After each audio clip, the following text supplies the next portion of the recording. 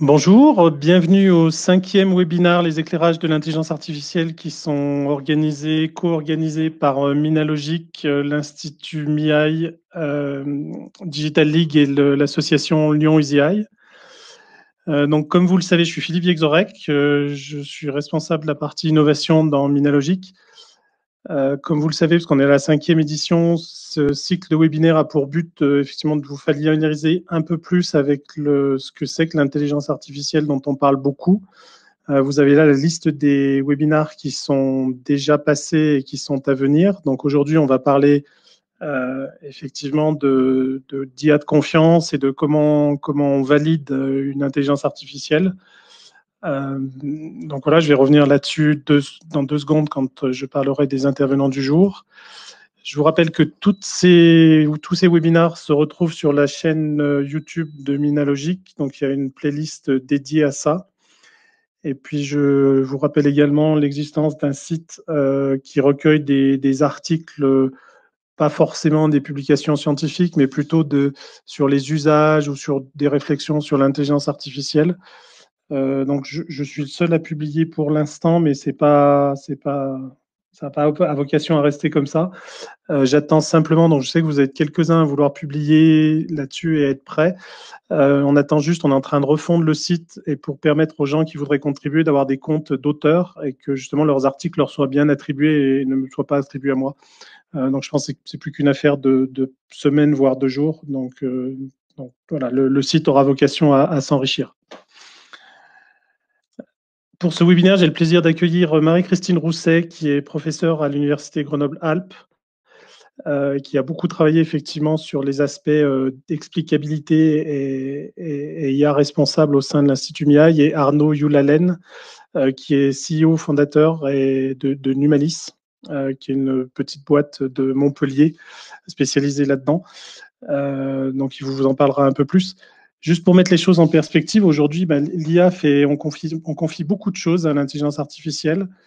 Il y a quelques expérimentations bien connues, notamment celle de Microsoft qui a nourri une IA avec le contenu des réseaux sociaux que vous connaissez tous et qui a effectivement tourné un petit peu néo-nazi en moins de 15 minutes. Donc bon, là, c'est pas gênant parce qu'on voit rapidement sa déviance et le biais qu'on a introduit, même si ça pose des questions sur le contenu de nos réseaux sociaux aujourd'hui. Par contre, c'est peut-être un peu plus problématique quand on confie à une intelligence artificielle la conduite d'une voiture ou comme c'est fait aux États-Unis, et on va y revenir, sur donner des systèmes d'aide à la décision à des gens qui décident de prolonger une peine ou de mettre des gens en sursis. Donc là, il y a des implications un peu plus, on va dire, un peu plus profondes et pénibles. Donc effectivement, aujourd'hui, on peut se poser la question de savoir si on peut et si on doit faire confiance aux intelligences artificielles. Et l'idée, c'est effectivement de faire le point un petit peu d'où on en est, quelles solutions, et pas rester juste dans la science-fiction. Et voilà. Donc je vais donner la parole à Marie-Christine dans un instant. Juste un dernier élément, n'hésitez pas à poser vos questions dans le chat. On prendra les questions effectivement à l'issue des 2 présentations. Et puis voilà, donc bon webinaire et à tout à l'heure.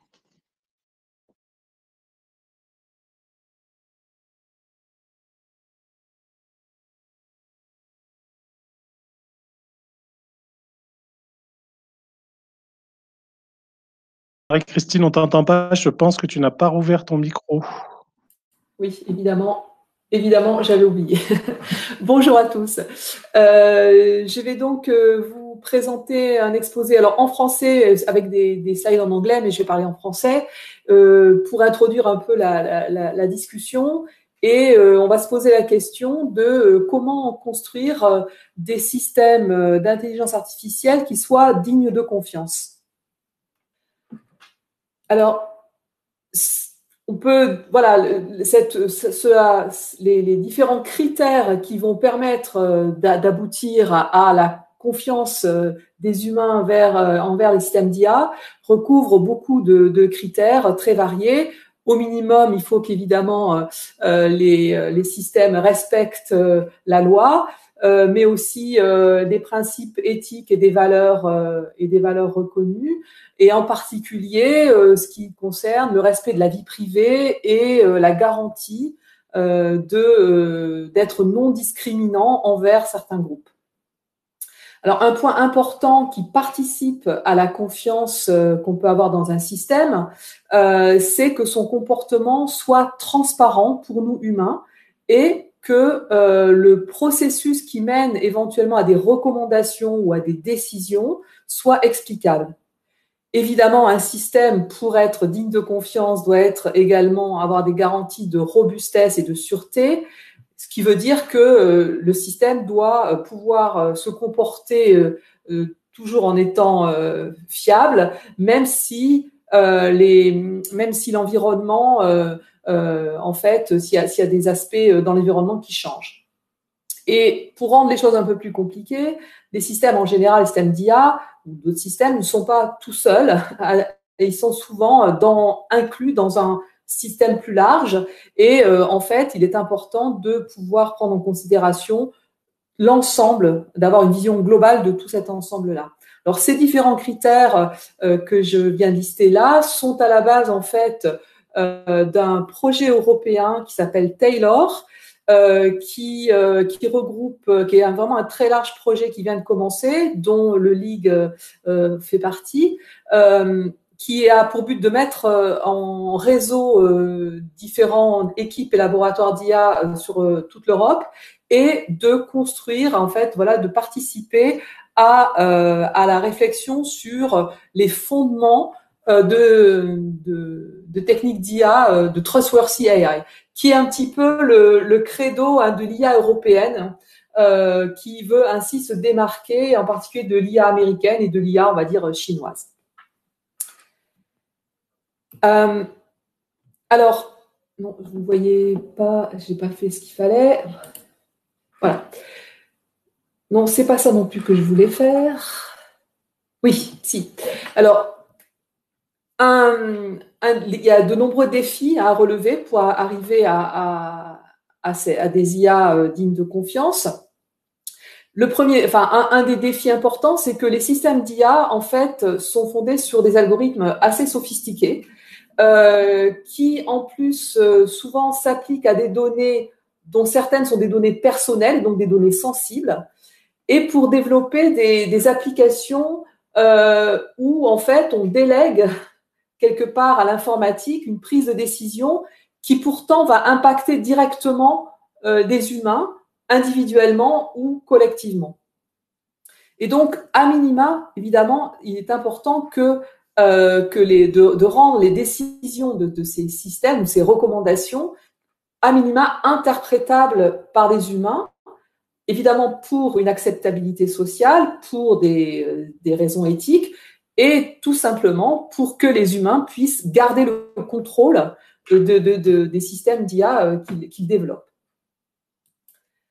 Alors, je tiens à insister sur un point qui me paraît très important. Quand on parle d'intelligence artificielle, souvent on met un S à des intelligences artificielles. Donc, l'intelligence artificielle, c'est un domaine qui recouvre en fait un ensemble très varié de techniques.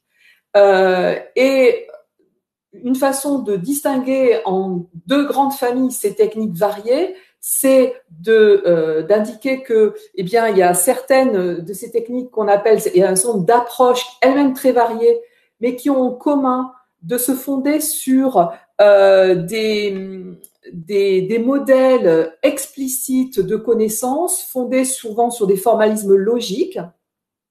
Et ces systèmes on appelle ça fait partie de ce qu'on appelle l'IA symbolique. Et en fait, le cœur algorithmique de ces systèmes, c'est ce qu'on appelle des systèmes, des moteurs de raisonnement, des algorithmes de raisonnement automatique qui, en prenant en entrée la base de connaissances et des faits qui vont décrire un cas particulier, vont déduire des diagnostics ou des réponses à une question des utilisateurs. De notre côté, il y a ce qu'on appelle l'IA numérique ou les approches numériques qui sont, eux, fondées, dirigées par les données et qui, en fait, vont prédire des réponses sur des données fournies en entrée, pourvu que on l'ait entraîné le système par un ensemble d'exemples qui sont des données étiquetées pour lesquelles on connaît la réponse. Par exemple, c'est des algorithmes de classification dont les plus emblématiques sont les approches de type deep learning qui, quand on leur fournit en entrée un certain nombre d'images étiquetées par les classes que l'on veut reconnaître, chien, chat ou des choses plus fines, piétons, voilà, vont ensuite, quand on leur fournit en entrée une nouvelle donnée, une fois entraînées, pouvoir prédire les réponses, des réponses correctes, des classifications correctes. Alors, en fait, c'est au jour d'aujourd'hui, enfin depuis maintenant à peu près une dizaine d'années, ce sont les approches numériques qui sont vraiment les approches qui sont les plus appliquées. Et d'ailleurs, c'est bien pour ça que souvent les gens pensent, les journalistes en particulier, quand on leur parle d'IA, pour eux, c'est le machine learning et plus précisément le deep learning. Donc c'est pour ça que j'insiste. En fait, c'est pas que ça l'IA, mais au jour d'aujourd'hui, ce qu'on appelle l'IA souvent moderne, c'est les approches numériques dont le deep learning est une approche emblématique et qu'on considère bien souvent comme plus robuste et plus qui passe plus facilement à l'échelle que les approches symboliques qu'on qualifie souvent de Go5 comme Good Old-Fashioned AI. Alors, je voudrais insister sur un point, c'est que en fait, la contrepartie, en fait, ces deux approches ont des avantages et des inconvénients et des avantages complètement duaux. Et donc, effectivement, la contrepartie de la robustesse et du passage à l'échelle des approches numériques, eh bien, la contrepartie, c'est que souvent, ces approches-là, contrairement aux approches symboliques à base de connaissances explicites, eh bien, ces approches-là, ces approches symboliques ont un avantage sur les approches numériques qui est que par construction, quelque part, par l'approche même, elles sont beaucoup plus facilement explicables et transparentes, puisque dans une approche à base de connaissances et de raisonnement sur cette base de connaissances, tous les pas de raisonnement pour arriver à une conclusion en fonction d'un certain fait, d'un ensemble de faits d'entrée, sont basés sur en fait des représentations symboliques qui sont beaucoup plus facilement accessibles à un humain que des coefficients numériques donnés par millions dans les approches numériques. Donc ça, c'est un point qui est important.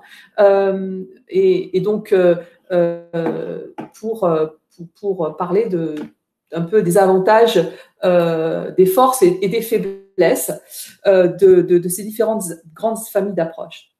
Alors, un point important que j'aimerais souligner par des exemples un peu joués, c'est que les approches donc numériques ont certes énormément de succès et à juste titre parce que sur certaines applications, en gros de reconnaissance de forme, de reconnaissance d'image, elles sont en général vraiment très très performantes, évidemment sous réserve qu'on les a entraînées avec un suffisamment grand nombre d'exemples et des exemples étiquetés et non biaisés. Il n'en demeure pas moins qu'il y a certaines faiblesses de ces approches.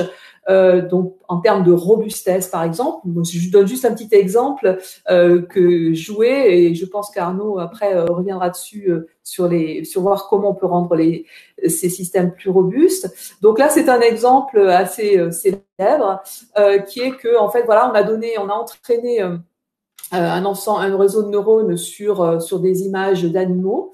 Donc, voilà, par exemple, le résultat sur cette image, c'est la classe reconnue par le système de façon automatique. Il reconnaît que c'est un panda il donne une certaine confiance qui n'est pas très forte. Si jamais on modifie légèrement cette image en lui introduisant un tout petit bruit issu d'autres images. Donc, on obtient une nouvelle image, mais qui, pour nous, humains, on ne voit pas la différence. hein, donc il n'y a pas de différence visible. Et l'algorithme, lui, va inférer une autre classe avec un niveau de confiance presque 100%.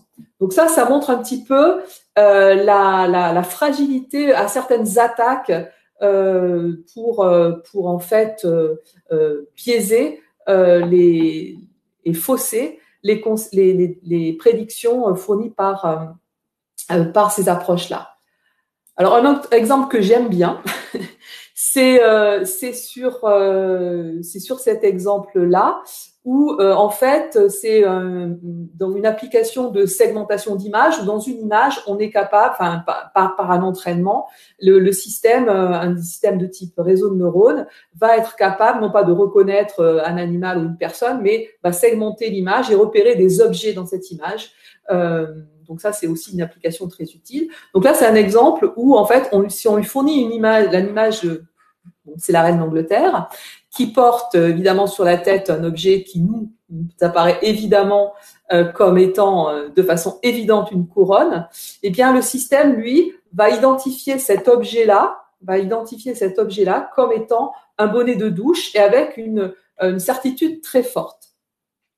Alors, évidemment, on peut imaginer pourquoi s'il a été entraîné, le système n'a pas été entraîné pour reconnaître des couronnes parce qu'il y a très peu d'images avec des personnes avec des couronnes et que probablement il a été entraîné avec beaucoup d'autres exemples où sur la tête d'une personne, eh bien, c'est plutôt un bonnet de douche. Donc, on comprend bien pourquoi hein, on peut mettre en défaut par un déséquilibre des exemples avec lesquels on entraîne le système.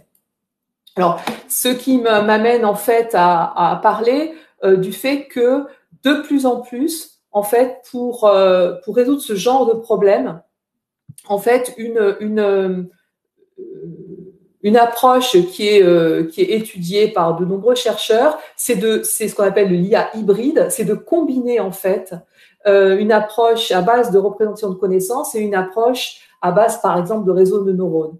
Et donc, en fait, si on ajoute une certaine connaissance sur notre domaine, qu'on appelle par exemple des graphes de connaissances, où on va savoir qu'une reine porte ou un roi porte une couronne. Elle peut aussi porter d'autres choses sur la tête, des chapeaux ou autres, mais de façon plus probable une couronne. Ça va permettre de générer des explications d'une part, et surtout l'intérêt, c'est de pouvoir, en s'appuyant sur des formats de représentation de connaissances, donc des bases de connaissances explicites sur le domaine, le contexte et le domaine d'application, on va pouvoir aider à ordonner ou rejeter des hypothèses ou en privilégier d'autres. Et là, par exemple, on peut très bien imaginer que entre les deux hypothèses, c'est une couronne et c'est un bonnet de douche, eh bien, avec cette petite base de connaissances, on va privilégier la classe, enfin le fait que c'est beaucoup plus probablement une couronne qu'un bonnet de douche. Donc c'est tout ça, c'est des petits exemples hein, pour vous montrer un petit peu les choses qui permettent de combiner des approches pour avoir plus de robustesse et plus d'explications. Donc, je reviens à mes systèmes d'IA et à leur aspect explicabilité, donc qui est considéré comme vraiment un critère très important pour favoriser la confiance des utilisateurs. Si l'utilisateur peut interagir avec un système d'IA en lui demandant pourquoi ou pourquoi pas, pourquoi il fait cette recommandation et pourquoi pas une autre, eh bien, ça va permettre de mieux appréhender le fonctionnement du système, sur quoi il s'appuie pour arriver à ses décisions, et peut-être ça peut permettre de repérer des biais. Donc là, je prends un exemple très célèbre également, là, donc qu'en fait que Philippe a mentionné. Hein. Aux États-Unis, vous le savez peut-être, il y a la justice utilise comme outil d'aide à la décision des systèmes automatiques, des systèmes d'IA. Et on a montré que ces outils-là pouvaient être énormément biaisés et pouvaient être pouvaient discriminer de façon évidente des communautés. Et donc, voilà, donc si on montre, si j'illustre ça sur un exemple où, voilà, on a classé une certaine personne en fonction de différentes caractéristiques démographiques le concernant et de son histoire, et le système dit, ben voilà, je prédis que pour cette personne, il y a un très fort risque de récidive. Et donc, ça peut influencer le fait que du coup, on va le libérer, il va avoir droit à une liberté conditionnelle ou pas. Donc, si on demande pourquoi, si on a un système d'explication, c'est si l'humain peut demander pourquoi, donc le système, dans l'idéal, va lui fournir les raisons, les attributs et les caractéristiques qui ont permis d'aboutir à la décision. Avec en termes d'attributs et de formules, mais on peut imaginer que dans certains cas, c'est pas très difficile à partir de ces formules-là de formuler les explications en langage naturel. Et donc là, ce serait parce qu'il est jeune, il est plus jeune il a moins de 38 ans, il est afro-américain et il a déjà été récidiviste. Là, un humain peut alors, parce qu'il voit apparaître certains attributs, se dire tiens, j'ai un petit doute sur un biais éventuellement racial, sur la race, donc je vais poser d'autres questions et demander par exemple des exemples qui ont été des exemples utilisés pour l'entraînement qui sont le plus similaires à la prédiction de cette prédiction et la prédiction concernant cette personne. Donc là, par exemple, on va lui fournir deux personnes et là, le biais est probablement, l'hypothèse de biais est beaucoup plus forte et donc l'humain peut alors demander ce qu'on appelle une explication négative ou counterfactuelle en anglais. Qu'est-ce qui se passerait si on ne considère pas qu'il est jeune? Et donc là, la question, la réponse du système va montrer de façon certaine qu'il y a un biais concernant la race.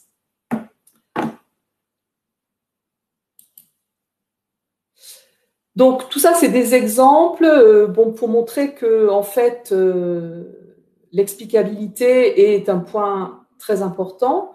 Mais derrière le mot explicabilité, il y a encore il y a beaucoup de définitions. Il n'y a pas une définition unique de ce que c'est qu'un système d'IA explicable. Pourquoi ? Parce qu'en fait, l'explicabilité a plusieurs buts possibles. Comme ça peut être pour essayer de vérifier, pour augmenter la confiance, pour rendre transparent un système, pour donner le contrôle à des humains. Donc, il y a différents types d'explications. Et aussi différents types d'explications selon les différentes techniques d'IA qui sont sous-jacentes, qui sont utilisées dans le système que l'on veut rendre explicable. Donc, le grand sujet à l'heure actuelle, c'est de rendre les approches de machine learning dites boîte noire, comme en particulier les techniques qui sont basées sur les réseaux de neurones profonds, rendre ces approches-là compréhensibles par des humains. Et donc, comme je l'ai essayé de l'illustrer par un petit exemple, une des approches prometteuses, c'est de mettre en œuvre des méthodes hybrides qui vont permettre de lier les objets qui sont reconnus, repérés, avec des définitions de ces objets dans des bases de connaissances pour pouvoir renforcer les décisions prises par ces boîtes noires. Il y a aussi d'autres façons d'expliquer des réseaux de neurones, mais c'en est une. On peut aussi, quand les systèmes qui recommandent des décisions sont basés sur des modèles, sont des boîtes transparentes, c'est-à-dire qu'ils sont basés sur un raisonnement explicite sur une base de connaissances, eh bien, c'est plus facile de construire une explication de la trace, comme une trace du raisonnement qui a permis d'aboutir à une décision. Et de rendre cette trace, si elle n'est pas trop complexe, si elle n'est pas trop longue, accessible à un humain par exemple, en choisissant les étapes ou en regroupant les étapes à expliquer et en les présentant, par exemple, en langage naturel. Il y a une autre approche qui j'ai un peu illustrée dans mon exemple, c'est ce qu'on appelle de construire des explications, je ne sais pas comment le dire, moi je dirais ça négative ou counterfactuelle, c'est plutôt, en fait, ça consiste à dire, par exemple, si vous avez un système automatique qui a étudié votre dossier de demande de prêt et qui répond non, je ne vous donnerai pas de prêt. Ce que vous avez envie de demander, c'est quels sont les changements minimaux dans les attributs qui ont été pris en compte. Donc, quels sont les changements minimaux qui peuvent faire changer la décision entre non et oui. Donc, c'est en général, quand un utilisateur demande une explication, c'est que le résultat du système ne lui convient pas. Et donc, on veut comprendre qu'est-ce qu'il faudrait changer dans mon dossier pour que mon prêt soit accepté. Donc, il y a aussi pas mal de travaux, beaucoup de travaux qui se font dans cette ligne-là. Et il y a aussi, souvent, on dit que la transparence participe à l'explicabilité. Donc, c'est essayer de donner un peu de transparence aux décisions prises par un système global dont on ne connaît pas exactement quelles sont les techniques sous-jacentes. Typiquement, les réseaux sociaux, type Facebook ou ce genre de plateforme où en fait, on ne sait pas trop ce qu'il y a derrière comme technique. En fait, probablement, il y a beaucoup de techniques d'IA qui sont combinées. Et ben, l'idée là, c'est de dire, bon, ben voilà, on ne sait pas, on ne peut pas aller voir ce qu'il y a dedans, on ne sait pas. Mais par contre, on peut auditer ces systèmes. Donc, il y a aussi pas mal de travaux qui travaillent sur comment construire des systèmes indépendants pour essayer d'auditer, de comprendre comment fonctionnent ces plateformes. Et donc là, je donne aussi un exemple inspiré qui est effectivement, ce sont des travaux récents faits dans mon équipe par une jeune chercheuse qui s'appelle Oana Goga, qui vient d'ailleurs d'avoir un prix pour ces travaux-là donnés par l'INRIA et par la CNIL. Et donc, elle construit en fait des systèmes qui vont donc des petits outils qu'elle demande aux gens d'installer et qui va le permettre après de repérer un petit peu, de comprendre comment, par exemple, Facebook fonctionne, pour comprendre pourquoi telle ou telle recommandation, pourquoi j'ai reçu cette publicité. Alors, les publicités, maintenant, ce qu'on appelle des publicités, c'est souvent des publicités pour des produits, mais de plus en plus, et ça c'est très embêtant, un certain nombre de plateformes comme ça, comme Facebook, en fait, envoient ce qu'on appelle des political ads, c'est-à-dire c'est des publicités, mais pas sur des produits, sur des idées politiques ou des opinions. Et donc, il est vraiment très important de pouvoir comprendre comment ces systèmes fonctionnent, et ils vont pas nous dire forcément comment ils fonctionnent, ou plutôt ils vont nous dire partiellement comment ils fonctionnent. Et donc, en fait, dans ce cadre-là, ce qu'on attend des explications, c'est pourquoi on a besoin d'explications, c'est pour avoir un meilleur contrôle sur les données que je fournis à Facebook ou à d'autres, c'est des exemples. C'est pourquoi, par exemple, Facebook a appris, qu'est-ce qu'il connaît de moi et comment il a appris cette partie de mon profil, pour aussi détecter des publicités malicieuses, pour vérifier que, par exemple, il n'y a pas dans la façon dont dont les publicités sont transmises ou dont l'information est transmise aux gens, il n'y a pas un aspect discriminant contre certains groupes, comme par exemple sur les enfants ou les adolescents. Et donc, en fait, elle a mis voilà, il y a tout un ensemble de mesures, de choses que l'on peut mesurer pour caractériser l'information dans les explications. En particulier, est-ce que les explications fournies par Facebook, en fait, est-ce qu'elles sont complètes? Est-ce qu'elles sont correctes? Est-ce qu'elles sont personnalisées? Est-ce qu'elles sont consistantes? J'accélère un petit peu, j'ai bientôt fini. Alors, un point qui me paraît important de souligner, c'est que, en fait, il y a vraiment une question qui est très difficile à répondre, c'est quoi une bonne explication? Et là, il y a une expérience qui avait été faite déjà il y a pas mal de temps, hein, dans les années 80, fin des années 70, sur justement, donc psychologiquement, sur des humains, pour savoir quelles étaient une bonne explication. Et donc, voilà, il y avait trois exemples d'interaction humaine, donc autour des machines à photocopier. Donc quelqu'un il y a une file de gens qui attendent et quelqu'un qui dit excusez-moi, j'ai 5 pages, est-ce que je peux utiliser cette machine? Bon, notre interaction, c'est excusez-moi, j'ai 5 pages, est-ce que je peux utiliser la machine parce que je suis pressé?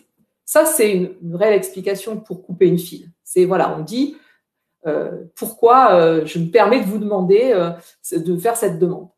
Et le troisième point, c'est voilà, excusez-moi, je voudrais couper la file, j'ai 5 pages.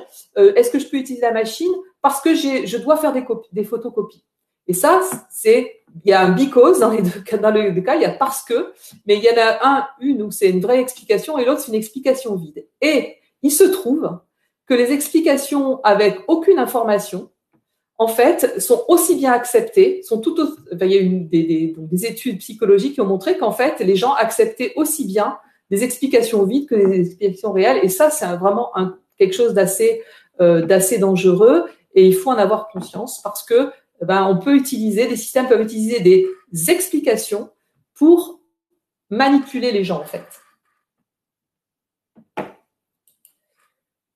Donc ici, là, je ne vais pas rentrer dans les détails. C'est aussi c'est un sujet dont s'est emparé beaucoup de gens. Et donc là, c'est une recommandation, un slide qui provient de la DARPA aux États-Unis et qui montre les différents types d'explications que l'on peut construire.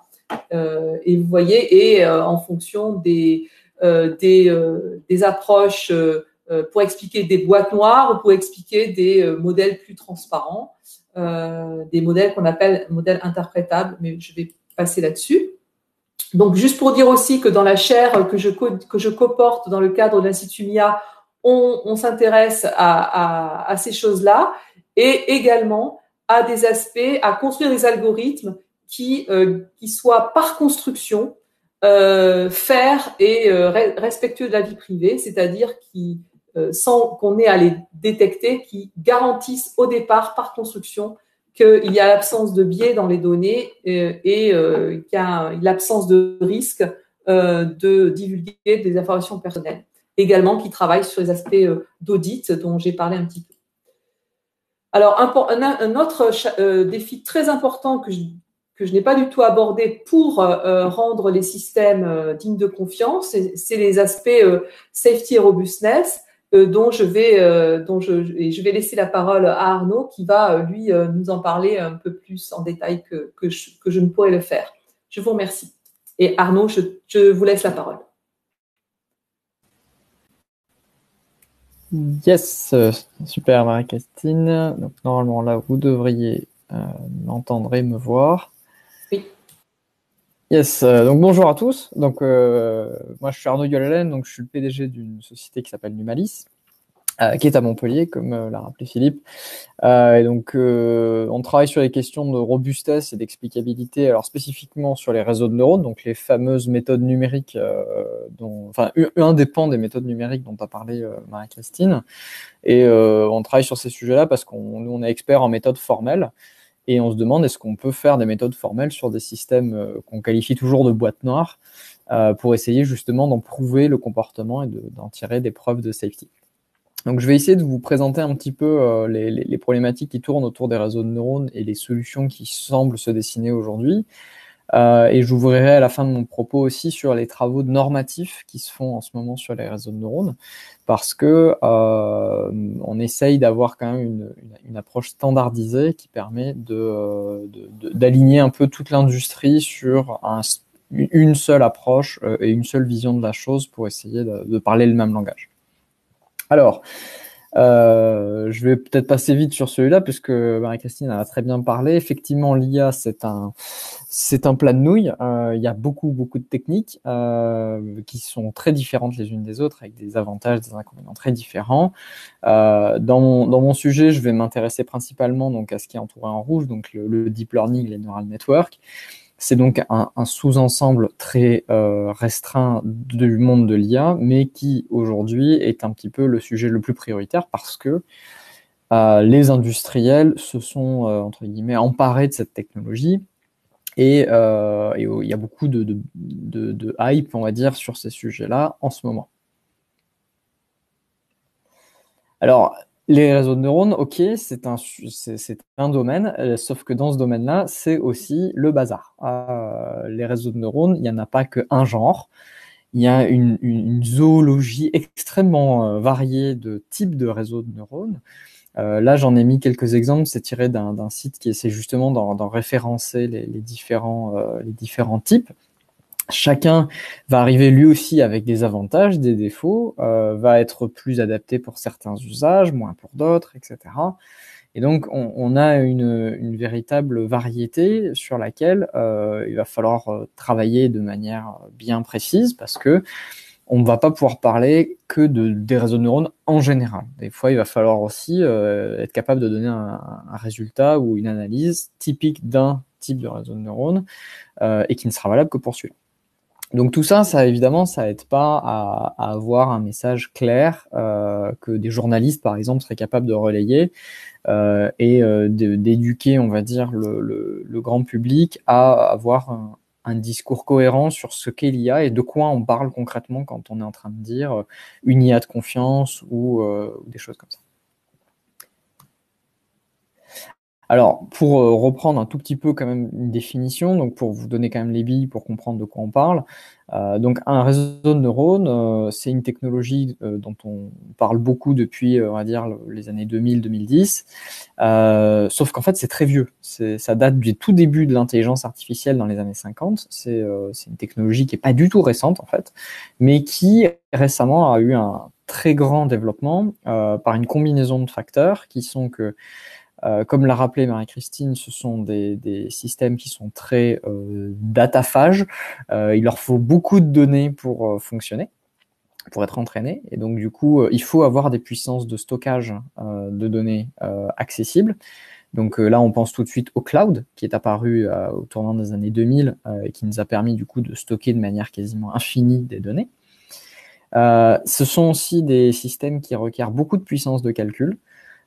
Et en ça, ils ont été aidés sur la fin du siècle dernier par l'émergence d'une technologie matérielle qui s'appelle les cartes graphiques, qui a été principalement à la base tournée pour les gamers, mais qui aujourd'hui finalement représente des outils de calcul à l'état brut. Hein, c'est vraiment de la puissance de calcul nue qu'on peut utiliser pour aussi fabriquer des réseaux de neurones et les entraîner. Donc du coup, la combinaison à la fois des espaces de stockage quasi infinis et d'une puissance de calcul démultipliée par des coefficients qu'on n'avait jamais vus, a permis au réseau de neurones d'avoir enfin des algorithmes d'apprentissage qui fonctionnaient et qui donnaient des bons résultats, et qui pouvaient surtout commencer à passer à l'échelle, c'est-à-dire à passer sur des cas réels et pas seulement sur des cas en laboratoire.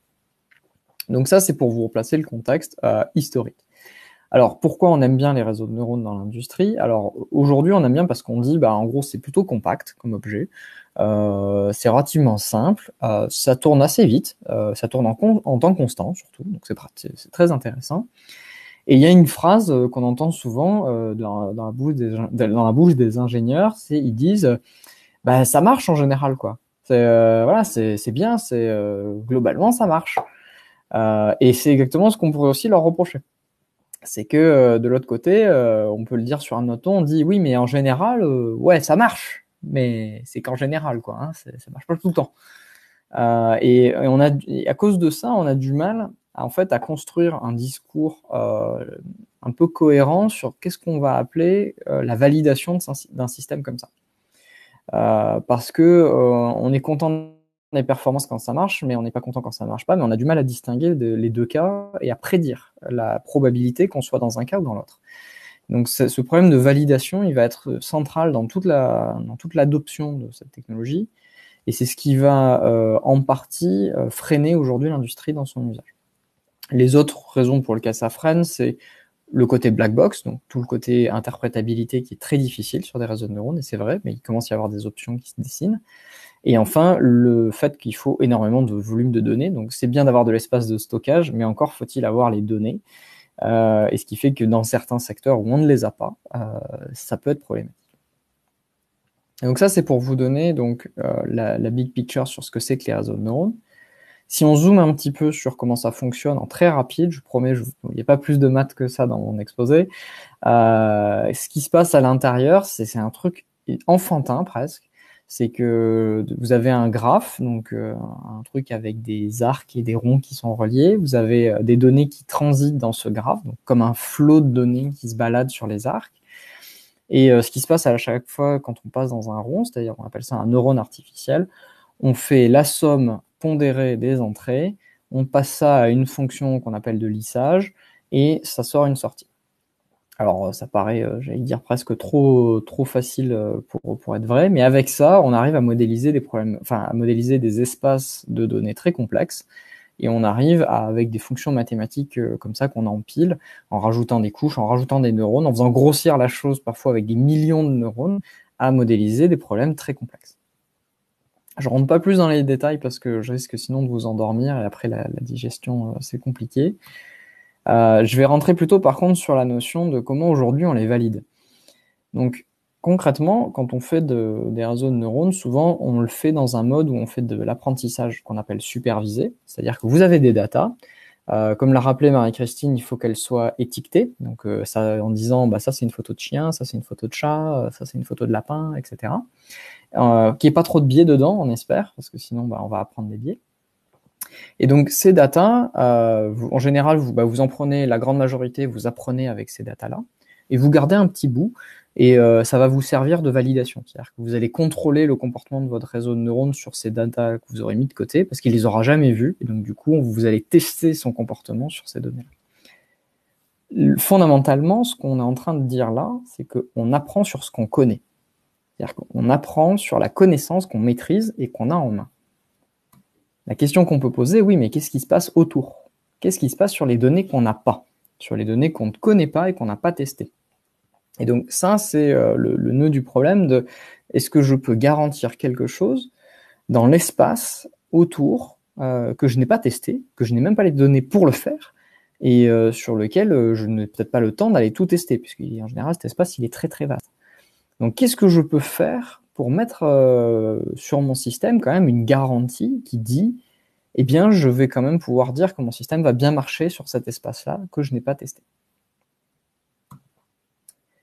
Alors, cet espace, j'utilise ce terme-là depuis tout à l'heure. Qu'est-ce que c'est, en fait? Bon, par exemple, si on a un système qui mange des images et qui vous dit ce qu'il y a dans les images, par exemple, comme on a eu tout à l'heure dans l'exemple de Marie-Christine, ça prend des photos, ça vous dit qu'il y avait un bonnet de douche dans la photo. En gros, c'est l'espace des images, par exemple. Donc, l'espace des images, c'est un espace évidemment très très large, puisque vous pourriez prendre des images de tout et de n'importe quoi, et ça peut être très varié, il peut y avoir des conditions climatiques qui vont varier. Et alors déjà, cet espace, on a du mal à le représenter, on a déjà du mal à le caractériser. Là, j'ai pris un petit exemple où en fait, donc, on fait un apprentissage, on apprend un réseau de neurones à reconnaître alors, des chiens, des oiseaux, des voitures, des choses comme ça. Et on essaye avec des techniques de visualisation, de projection, on essaye de représenter l'ensemble des images qu'on est en train de manipuler en un seul plan 2D. C'est-à-dire que vous voulez ramener l'ensemble de toutes les images possibles du monde à une visualisation 2D, et vous pouvez obtenir des choses un peu comme ça, où chaque patatoïde que vous avez à droite, ça représente les classes des objets que vous avez. Donc la classe 1, ça pourrait être par exemple les chiens. Bah, vous voyez que les images de chiens, elles se ressemblent toutes les unes un peu aux autres, et elles sont très différentes des images par exemple de la classe 3, qui semblent très éloignées, mais elles sont un peu plus proches de la classe 4 par exemple. Et donc vous pouvez avoir une notion comme ça de proximité d'espace, même si aujourd'hui cette notion elle est assez trompeuse, parce que on se doute bien que réduire un espace aussi gigantesque à un espace 2D, il y a forcément une perte d'information. Donc on n'est pas totalement garanti que les classes sont vraiment si voisines que ça les unes des autres, mais c'est déjà un premier pas pour essayer d'exprimer c'est quoi l'espace sur lequel on travaille. Donc une fois qu'on a fait ça, on se demande, reprenons notre exemple avec par exemple le panda qu'on peut transformer en gibbon en lui mettant un petit peu de bruit. Vous vous dites, je sais que par exemple cette image au centre, c'est un hélicoptère. Est-ce qu'il existe une image un peu à côté qui, modulo un peu de bruit, ne serait plus un hélicoptère? Parce que ça m'inquiète. J'ai pas envie d'avoir ça. J'ai envie de garantir que mon système, il en a pas. Et donc aujourd'hui, il y a des travaux qui sont faits pour calculer en fait des espaces autour de points, par exemple. Donc on pourrait imaginer une espèce de bulle autour de ce point-là, et sur lequel on arrive à démontrer formellement que, oui, dans cette bulle, toutes les images qui sont à l'intérieur, ce sont bien des hélicoptères. Il n'existe aucune image à l'intérieur dans ce sous-espace que je suis en train de regarder autour de mon point qui ne serait pas un hélicoptère. Ce sera toujours ça, je peux le garantir mathématiquement. J'ai un stamp mathématique avec une preuve, c'est indiscutable. Voilà. Donc ça, c'est une vraie avancée parce que ça permet quand même d'assurer que même sans avoir testé tous les points qui sont à l'intérieur, j'ai réussi à démontrer que mon système fonctionnerait. Donc j'atteins un peu l'objectif initial qui était de dire quid du reste, quoi. C'est quid autour des points que je ne connais pas. Alors évidemment, je peux m'amuser à faire grossir la bulle et à les tester de plus en plus loin. Est-ce que j'arrive bien à démontrer que mon système reste robuste? Et donc là, on en arrive vraiment à cette notion-là, c'est est-ce que mon système garde un comportement cohérent malgré le fait que je suis en train de mettre de plus en plus de bruit dans mon système. Et donc, je suis en train de m'éloigner d'images que je connaissais vers des images que je ne connais plus du tout, qui peuvent être de plus en plus différentes. Et est-ce que mon système va continuer à rester cohérent dans son comportement? Alors, c'est là où ça devient intéressant, c'est que on peut varianter la manière dont on va construire ces bulles et ces bruits-là pour justement essayer de tester et de mettre en défaut potentiellement le système sur des bruits typiques que le système pourrait subir. Par exemple, vous avez une caméra, elle peut avoir du flou.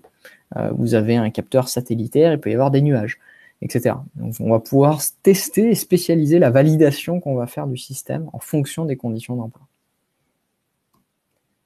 Et à la fin, on va se poser la question, quand est-ce que mon système s'effondre en fait? Quand est-ce que sa robustesse tombe une fois que j'ai fait trop grossir le bruit? Et donc là, vous avez un critère objectif pour dire, je peux démontrer que mon système fonctionne jusque-là, et pas au-delà. Après, au-delà, j'arrive plus à le démontrer, mais au moins jusque-là, je sais qu'il fonctionne. Et donc là, vous avez quand même une idée de la robustesse générale du système. Un autre aspect sur l'explicabilité, donc pareil, avec toujours des réseaux de neurones à la base. Donc vous lui montrez, par exemple, toujours pareil, une image, il vous dit ça c'est un véhicule, vous lui demandez pourquoi, vous seriez en droit de reconstruire qu'est-ce qui était important finalement dans la décision qu'a pris le réseau de neurones. Qu'est-ce qui était pertinent dans l'image et qu'est-ce qui n'était pas pertinent. Donc par exemple, là sur cette image, ce qu'on voit, c'est que, alors c'est des visions un peu, on va dire, en carte de chaleur, avec une vision thermique à la Predator. Plus c'est rouge, plus c'est important pour le réseau de neurones, et plus c'est bleu, plus c'est pas important. Et donc là, ce qu'on peut dire, c'est que pour lui, il dit que c'est un véhicule parce qu'il voit des vitres, en fait. Et donc pour lui, l'objet véhicule est principalement discriminé par la présence ou non de pixels qui ressemblent à des vitres. Et les roues, typiquement, ce qui est très intéressant dans cet exemple, c'est que les roues ne sont pas importantes. Pour autant, on pourrait penser qu'un véhicule, c'est un truc important qui a des roues, quoi. Donc, du coup, on pourrait critiquer ce système en disant, oui, mais moi, j'aimerais bien qu'ils me disent, c'est une voiture parce qu'il y a des roues et des vitres, par exemple. J'aimerais que les deux soient importants. Et donc là, on commence à rentrer dans une logique où on a envie de corriger le système, en fait. On a envie de le forcer à apprendre certaines choses. Donc ça, c'est des choses qu'on fait voilà, aussi à Numanis. On est capable de mettre en exergue, par exemple, là, on a fait un réseau qui apprend à reconnaître les chiffres, les signes du langage. Donc là, on lui dit, bah, ça, cette image-là, c'est quoi? Donc il nous dit, bah, il hésite entre la classe 2 et la classe 3, et il nous montre qu'est-ce qui fait qu'il hésite, en fait. Et en fait, on se rend compte qu'il confond les deux parce que les critères qu'il retient pour chacun sont très très proches. La classe 2 et la classe 3, ce sont pour lui, malheureusement, des choses qui se ressemblent, et donc du coup, il a du mal à les discriminer. Et on peut voir les parties de l'image qui sont les plus importantes pour son apprentissage. Donc là, ça donne des idées pour dire, OK, il faut peut-être que je change ma base d'entraînement, justement que j'avais gardée en main pour l'entraîner, pour peut-être varianter un peu plus les choses, pour éloigner les objets 2 et 3, afin de renforcer les raisons pour lesquelles il classifierait ça en 3 et pas en 2. De la même manière, là, on avait fait un petit exemple donc sur plutôt du militaire, et on avait vu, bah voilà, c'est une autre manière de visualiser la chose. Donc plus vous avez des pixels colorés, plus c'est important. Et donc là, on voyait que le système, pour dire ça c'est un char, il se base bien sur le bas du char, donc les chenilles, tout ça. On se dit ah ouais, ça c'est cohérent. Il regarde le canon, ah super, un char c'est bien un truc avec un canon et des chenilles. Et il regarde le ciel. Alors là, on se dit bah non, pourquoi le ciel? C'est pas important. Le ciel, ça dit pas que c'est un char. Il peut y avoir un chaton avec du ciel, ça serait pas un char, quoi. Et donc là, on se dit bon bah là, il y a un biais dans mes données. C'est que mes données de char, contrairement à toutes les autres, contiennent du ciel. Et donc, quelque part, j'ai dû apprendre à mon réseau que le ciel était aussi consubstantiel de la présence du char. Donc, il va falloir que je change mon dataset pour qu'il arrête de regarder le ciel. Sinon, je risquerais de tout classifier comme des chars du moment qu'il y avait du ciel. Donc, ce genre de visualisation donne d'une part une réponse sur pourquoi le système agit comme ça, mais aussi donne des indications sur comment l'améliorer. Et donc, permettre à terme d'avoir un système plus robuste et dont les explications sont plus satisfaisantes. En gros, le système fait ce qu'il est censé faire et pour les bonnes raisons. C'est un peu le Graal qu'on essaye d'atteindre. Alors, tout ce que je vous ai raconté, j'accélère un peu parce que je vois que l'heure tourne. Tout ce que je vous ai raconté, c'est des choses qu'on fait donc au niveau technologique, mais qui sont aussi débattues au niveau de la standardisation internationale. Donc, s'il y a un groupe que je vous inviterai à suivre en termes de travaux, c'est le groupe ISO du sous-comité 42. Donc c'est même pas une blague, hein, c'est vraiment le 42e comité du sous-comité ISO qui s'intéresse à l'intelligence artificielle. Donc nous typiquement voilà, on est le seul projet français d'ailleurs en ce moment où on édite 2 documents, dont un standard international justement sur les notions de robustesse de réseaux de neurones, comment on les définit et comment on peut les mesurer avec des méthodes formelles. Et donc c'est un groupe très actif qui s'intéresse à beaucoup de choses sur l'intelligence artificielle, et notamment sur l'IA de confiance. C'est vraiment le working group sur lequel il se passe plus de trucs, c'est presque celui-là, c'est celui Trustworthy AI. Et donc dedans, on parle aussi bien donc de comment on peut s'assurer de la performance d'un système, mais aussi de sa validation. Et ce, tout au long de son cycle de vie, c'est-à-dire depuis la collecte des données, à la conception du système, jusqu'à son intégration dans un système plus large. En général, ça peut être une voiture ou un système de RH ou un avion, ou peu importe. Donc typiquement, sur la validation des données, on va travailler sur plein de sujets, notamment sur les biais, sur la qualité des données, la labellisation des données. Donc il y a plusieurs projets en cours qui ont lieu, comme je l'ai dit, donc sur les biais, la labelling et les architectures aussi des bases de données. Parce que on a besoin de potentiellement des architectures spécifiques pour faire de l'entraînement d'intelligence artificielle. Sur la validation de la conception, on va travailler sur plein de notions, donc évidemment la robustesse, l'explicabilité, mais aussi des choses comme la résilience, la sûreté, la transparence, l'équité, l'éthique. Donc c'est très vaste, et pour tous ces sujets, il y a des projets qui sont en train de fleurir un peu à droite à gauche. Il y a plein de manières aujourd'hui d'adresser la question. Et on essaye de faire une synthèse de tout ça dans un cadre normatif qui permettrait de cadrer pour tout le monde des démarches et des métriques qui seraient compréhensibles d'un secteur à l'autre. Et donc là-dedans, c'est là où nous, on s'inscrit sur un projet Robustness of Neural Network, mais vous avez des projets sur expliquabilité, vous avez la série des Square qui est en train de se développer aussi sur l'AI. Donc voilà, plein de projets pour ceux qui sont un peu normatifs, adeptes de la norme, des normes internationales. Il y a beaucoup de choses à faire et on vous invite à venir nous rejoindre pour participer. Enfin, sur la validation et les systèmes plus gros, là, en général, on touche des questions typiquement, par exemple, du risk management, donc au niveau corporate, vraiment, comment en tant qu'institution, comment en tant qu'organisation à full profit, grand compte ou pas, vous avez une politique de l'AI, comment vous avez une politique du risk management de l'AI, quel est votre management system de l'AI, comment vous définissez votre life cycle, donc toutes ces questions-là, ce sont des choses qu'on est en train, pareil, de débattre et de standardiser au niveau international pour essayer de donner un cadre générique pour le plus grand nombre d'industries. Et enfin, je terminerai donc sur ce sujet-là.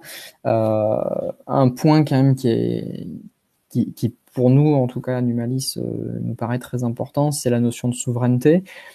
Il y a évidemment dans les comités de standardisation beaucoup d'Américains, beaucoup de Chinois, puisque ce sont ces deux pays-là qui, j'allais dire, font la course en tête sur l'intelligence artificielle et qui essayent évidemment de truster les trois domaines, data, entraînement et système.